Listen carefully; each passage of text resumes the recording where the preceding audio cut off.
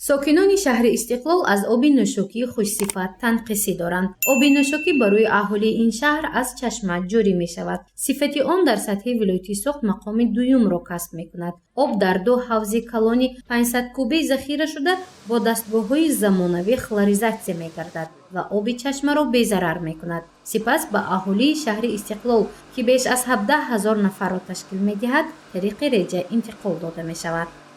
در اون جمع می شود، یک بار تقسیم شده، خلاراتر کرده، آنالیز گرفته، بعد با خلق و میزوجون پیشنهاد میکنیم. حاضر میتونیم که شما شدیم.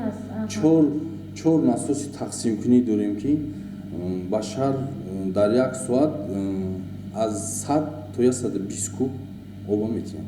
با دستگیری حکومت جمهوری تاجیکستان در شهر استقلال دو خلاراترنی زمانوی که حاضر در درونش قرار داریم.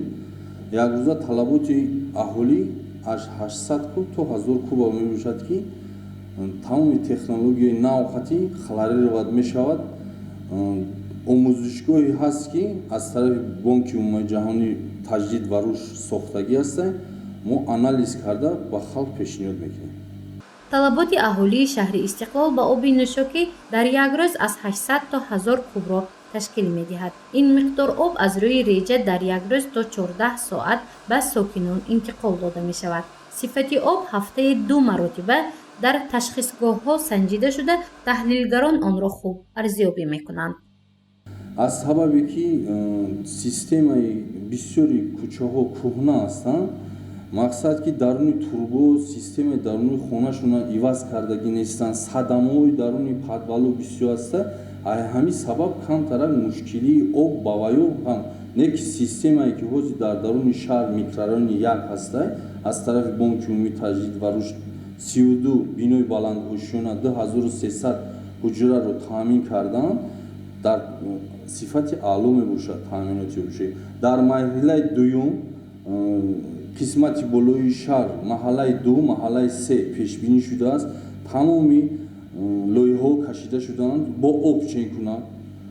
قبورهای درون بینو، قبورهای تخونه همش ایواز کرده می شود. در این سبب با پتری میگیم کمتر می شود و تامینات نوشاکی شب و نقص‌تر می شود. در این سمت‌ها کارو رفته ایستاده است. بهبودی این از طرف بانک اروپا تجدید و رشد پیش بینی شده است. با دستگیری حکومت جمهوری تاجیکستان و خواجگی منزلی کمونالی اینا همش مرحله با مرحله برطرف می شود. شبکه‌های آب تقسیم کنی در بیشتر خانه‌های استقامتی کهنه و فرسوده شدند، چونکه آن را زمان اتحاد شوروی نصب کردند. از این رو بیشتر منزل‌های استقامتی اقتدار کشیدن آب را ندارد. محض از همین حساب قسمت بیشتر شهر استقلال و تأمینات آبی نوشاکی تنقیصی می‌کشند.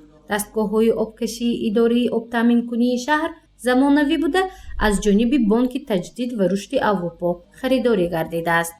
1000 کوب 2 ساعت капельный вращение хлор هستند. капельный вращение کده آنالیز کده معاین کده از چی بعد خلق پیشنهاد میکنیم. ما از طرف بانک عمومی جهانی تجدید و رشد لابراتوری داریم که ما اکتیوی رو پیشنهاد کرده میتونیم شما. سببی از روی ریجه تقسیم شدن آب نوشاکی را به کمبارش آمدن فصل بهار امسال ارزیابی میکنند، چونکه آب از چشمه های خودجاری به حوض ذخیره اداره آب تامین کنی شهر وارد می شود. اگر بارشات زیاد شود احتمال است از ماه اکتبر ریجه انتقال آب در این شهر برداشته می شود. الحال نرخ آب نوشاکی برای یک کوب 1 سوم و 30 درم را تشکیل می دهد. گزارش مفنشکور و نعیم جان ایوبوف برای برنامه اطلاعاتی خبر.